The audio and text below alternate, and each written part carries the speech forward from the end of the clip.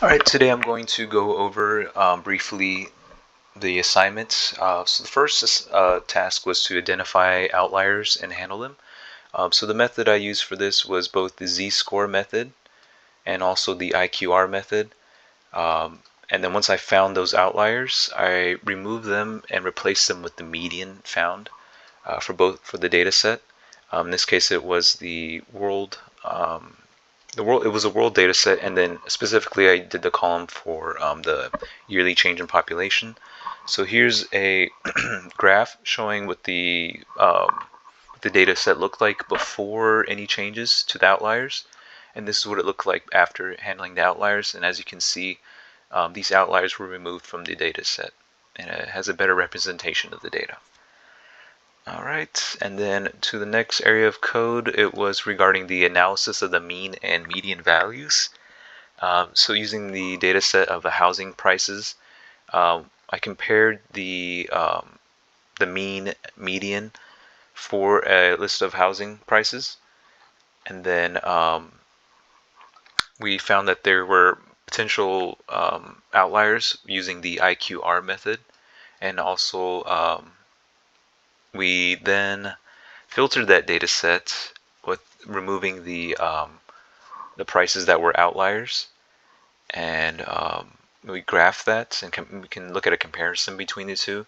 So the housing price for the data set before removing the outliers, the mean was 540,000, and the median house price was 450,000, which is a big change. So you can also see that there are potential outliers as this data set goes all the way down to $800,000. And then once we remove those outliers, the mean and median were more closely related to each other, and also the graph looks like a better representation of the data. Next was the data visualization task, and I used the data set of NBA player free throw percentages for the 2022 through 2023 season.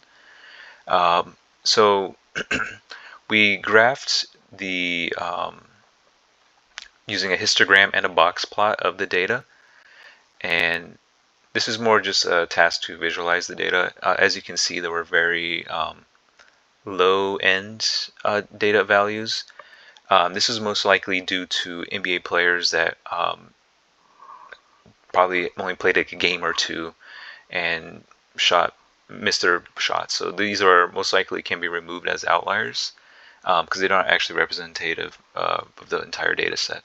And also, on the other hand, you also have players who shot, there's almost 40 players who shot 100%, and that's most likely, again, due to players that only played a few games and made their free throws those few games that they played. All right, and then you can also see that those outliers here in the box plot as well. All right, the next session was going over the measures of central tendency and the variability. And for this data set, I chose the salaries of employees at a business. So we found the mean, median, and the mode, and the variance and standard deviations.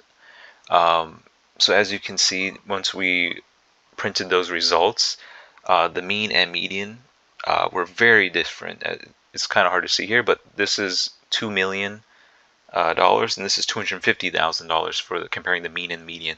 So, and then you can also look at the standard deviation to see that there is a wider range in these values. So those are most likely outliers yet again. And then for the data cleaning section, I went over a group of movies, and I pretty much cleaned them out by removing, in the original data set, these years were in parentheses. So I removed the parentheses, removed any values that weren't uniform. And then for the votes as well, they were in high value numbers had commas in the data set, so I just removed those commas and took those out to get a more uniform look, and also converted them to a integer. And then for the what was it?